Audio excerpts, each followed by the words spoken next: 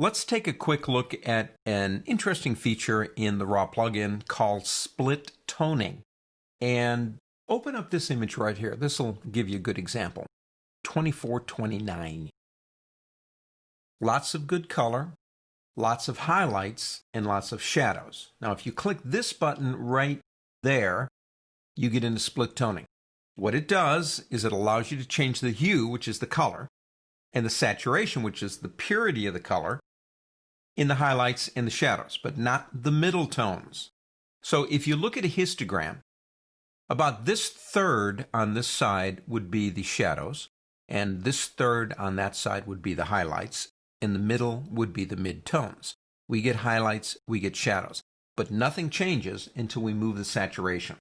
Saturation is basically where we are right now, what we're seeing. So I'm going to move that up to about, let's try about 70. Let's go pretty far so you can see this. And I'll do the same thing on saturation. And they don't have to be the same numbers, but they will in this case. Now that's pretty intense. It's a very hot image. It's a really hot day.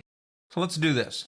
Let's come out of here and go to hue on the highlights, and we'll change that into a cooler, more in the blues.